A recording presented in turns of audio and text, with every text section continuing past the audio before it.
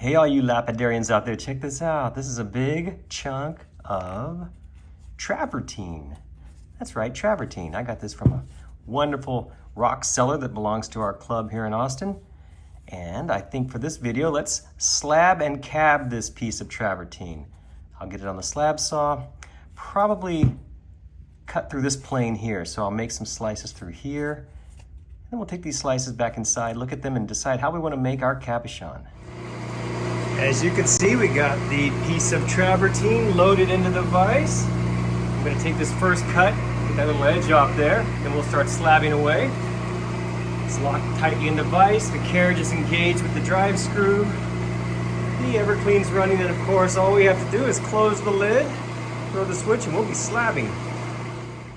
The travertine has been slabbed. How did it turn out? Let's take a look, starting with this end piece. Well, for one thing, I like it because it's green. I've always been a fan of green rocks.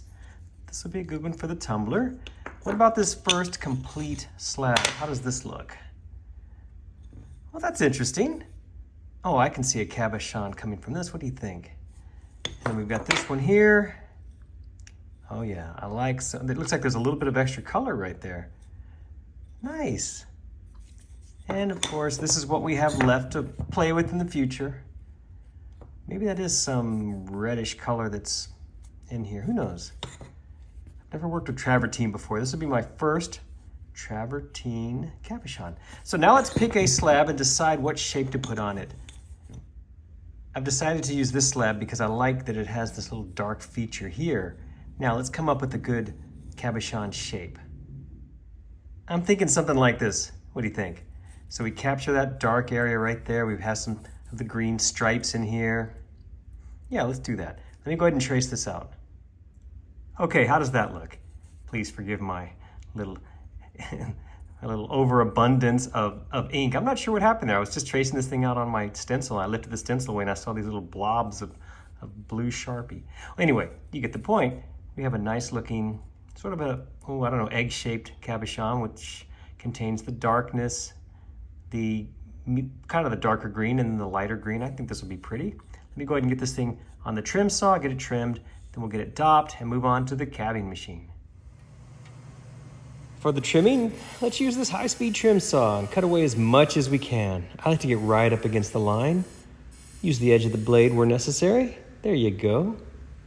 That looks pretty good. Okay, now it's dopped and we start on the 80 grit wheel for the basic shaping, forming that dome. Here's how it looks dry. You can see I got a dome shape on the top. That's good. Next up is the 220 grit wheel. So we'll fine tune that shape and clean up all those rough scratches. That's how it looks. Pretty smooth, but this next wheel, the 280 grit soft wheel, I'm going to push in hard and get rid of some of that faceting you see there. Okay, now it looks nice and smooth, nice and rounded. I like that. And a little bit of a shine's forming. Let's move on to the 600 grit wheel. Now I've noticed this is a pretty soft stone. It cut very easily and it's a little rough. Here you can see after 600 grit, there's a shine on it, but not like we'd see with an agate. Well, let's move on to the 1200 grit wheel. Now what will this do for our shine? Well, okay, that doesn't look so bad. It's got a good reflection. Now let's try the 3000 grit wheel. If this were an agate, we would get just a mirror-like shine here. Let's see. Well, you know, it's not bad, but it's not great. You can see it's a little muddy looking. So let's try something different. Let's take this over to the buffing wheel and put some Zam on it. I've not tried this before. Let's just see what happens. So I hit it with some Zam for a few minutes. And what does it look like? Ooh, honestly, I think that looks a little worse. I don't think that Zam was the answer. Well, let's try the tin oxide. The tin oxide disc that I have on here. What will that do? This can make an agate really shine. Let's see. Well, that's better. I think I'm happy with that. All things considered, I think that looks really good. It is a softer stone after all. The reflection looks pretty good. Well, let's take it inside and take a closer look. Our travertine cabochon is finally finished. Check it out. What do you think? Took a pretty good shine. I know it's a little bit soft, so it doesn't have that super mirror-like shine that I like. But overall, I'm happy with it.